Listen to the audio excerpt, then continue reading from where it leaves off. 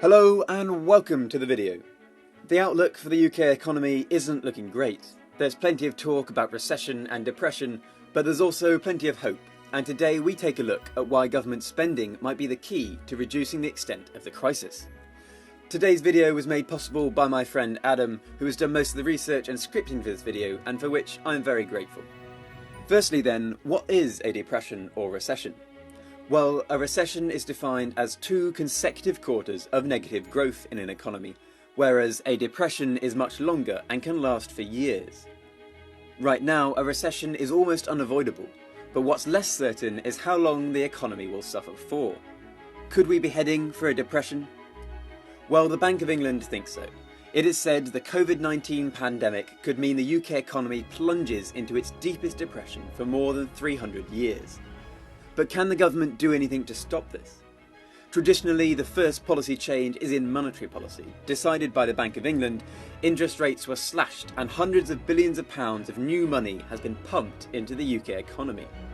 This is known as expansionary monetary policy, and you can watch a video on how some of this works by clicking on the banner in the top right corner. But another angle to take is on fiscal policy. The government could cut taxes and increase spending to boost the economy. This is known as expansionary fiscal policy and has been seen to an extent already, with the government suspending business rate taxes for some firms and providing hundreds of billions in backing for interest-free business loans. But which policy is more effective? Well, Milton Friedman was a famous free market economist who claimed that monetary policy could always contain a severe recession. On the other side, John Maynard Keynes, father of the Keynesian school of thought, believed in government intervention and redistributive policies. Keynes suggests that since there is always a lack of demand in an economy during a recession, that the government can make up for that with their own spending and so get the economy going again. Recently, economists such as Paul Krugman and Joseph Stiglitz have revived many of Keynes's theories on the effectiveness of government spending and redistributive policies in what has become known as the new Keynesian school of thought.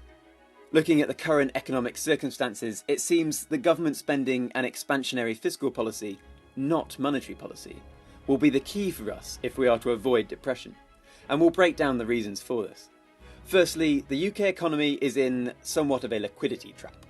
With interest rates at record low levels of 0.1%, they can't go any lower since negative rates are impractical. This means borrowing money is so cheap and it's almost free, and yet people and businesses are not borrowing money and they're not spending it either. Additionally, quantitative easing programs and money printing, which are usually seen as an economy's last line of defence, have been used extensively, with the Bank of England agreeing to create £100 billion of new money just this week, bringing the total amount of quantitative easing to £745 billion. But the result of monetary policies are known to take up to 2 years to have any effect, and there's little sign that it's having much effect right now. This means that really fiscal policy and government spending are the only tools in the toolbox. Secondly, it may be the case that multiplier effects on government investments are higher than on private investments, since public investments can be directed towards high productivity areas and could be used to restructure our economy. One big area that governments can spend on is education. If the government uses this time to make big improvements to our schools and education systems, then the UK could emerge from this crisis far stronger than we went into it. Spending like this would provide an immediate boost to the economy because of the initial amounts of spending, but the effects would be multiplied for years to come, as having a better educated population will be a big advantage for the economy. Working with industries to create decent online learning programs for children to inspire and educate the future scientists, technicians and engineers, which our economy will be so short of after the pandemic. Homeschooling doesn't have to be a pixelated Zoom call with your teacher once a week. In fact, many children have been teaching themselves on the internet for years by searching the web for help videos and interactive websites. So now is the perfect time for the Department of Education to spend big on online learning and develop genuinely meaningful ways of monitoring and educating kids. Now is not the time to rely on free market forces to provide this type of investment, as they are clearly not willing to invest at the moment, so it falls to governments to pick up the slack. Critics can argue that government spending will cause huge amounts of debt, and that all this money will have to be borrowed. But right now, that isn't a problem for the government. Investors are flocking to lend money to the UK government. In May, the UK government sold its first negative yielding bond, meaning investors who own the bond will get back less than they lent to the government. A bond is a type of IOU from the UK government, and they are sold to investors as a way of borrowing money. The government will essentially pay an interest rate on the loan of minus 0.003%. So borrowing money at the moment is very easy and very cheap for the government.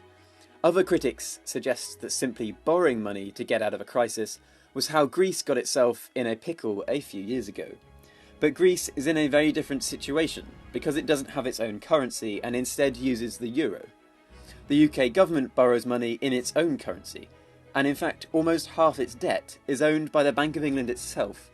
So having high amounts of debt really isn't an issue for the UK economy.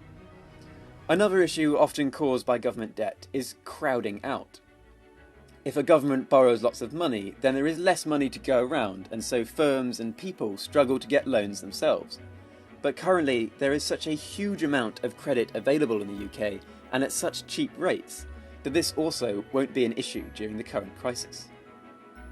So ultimately, while there can be many problems with government debt, in the UK's current situation, it is a no-brainer for the government to borrow money, and with monetary policy becoming ineffective, it will not be enough to simply encourage the private sector to invest. Instead, the government must embark on ambitious spending programmes to rebuild the UK economy. Now is the time to invest in our children's education, and now is the time to invest in new areas such as battery technology and renewable energy sources. The government cannot afford to delay. That's it for this video. If you'd be interested in knowing more about what happens when countries print money, then you can click here. But otherwise, thank you very much for watching. Have a wonderful day.